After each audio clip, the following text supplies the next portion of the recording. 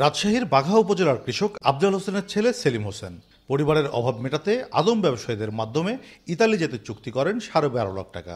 2023 সালের 29 December সেলিমকে Libya পর্যন্ত নিয়ে যায় আদম ব্যবসায়ীরা। এরপর সেখানে আটকে রেখে শুরু হয় নির্যাতন। সেই ভিডিও পরিবারের কাছে পাঠিয়ে আরও 25 লাখ টাকা দাবি করা হয়। সেলিমকে বাঁচাতে পরিবার টাকা দিলেও শেষ রক্ষা হয়নি তার। 30,90,000 টাকা লিছে দিবিছে। তোর ভাই হলো বুধবার রাতে বোর্ডে উঠিছে, সকালে বলছে চলে গেছে, দুপুরে বলছে চলে গেছে।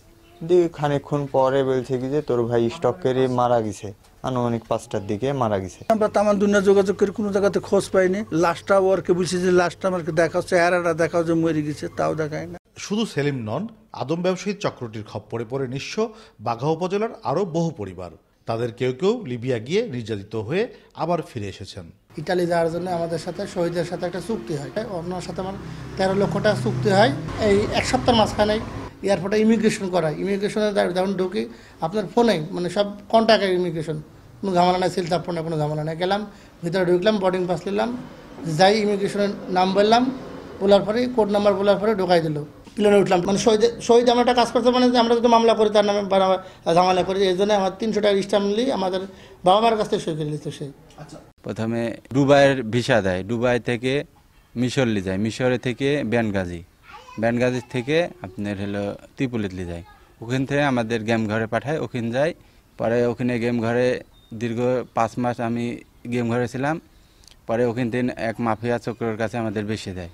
গেম ঘরটা একটা ঘরে মেলা আপনার হলো লোকজন থাকে। গেম ঘরটা হয় সমুদ্রে পারে, মাধ্যগত ভিডিও কল দেখাতো, টাকা চাইতো, আর ওরকম মানে কান্নাকাটি করতো, চোখের সামনে ফোন দি স্যার, সেই কথাবার্তা চিন্তা করে স্যার নিজের সম্পদ ক্ষতি করতে স্যার টাকা দিছি। এবছরের 14 ফেব্রুয়ারি 2 আদম ব্যবসায়ীর নামে মামলা করেন মৃত সেলিমের ভাই ইমন সাহা। এরপরই গা ঢাকা দিয়েছে অভিযুক্তরা। আইনশৃঙ্খলা বাহিনী বলছে আসামিদের গ্রেপ্তারে চেষ্টা চলছে। রাজশাহী জেলার বাঘা থানায় এ সংক্রান্তে একটি মামলা রুজু হয়েছে।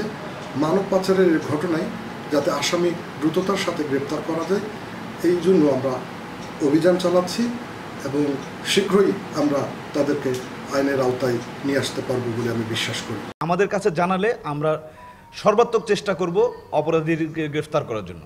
আমি জানি যে অনেক মানুষ ভুক্তভোগী এবং যে ধরনের নির্যাতনের চিত্র আমরা দেখেছি এটা কোনোভাবেই সহ্য করার মতো না। প্রতারিত পরিবারগুলোতে এখন শুধুই কান্না। প্রতারকদের গ্রেফতার ও কঠোর শাস্তির দাবি তাদের।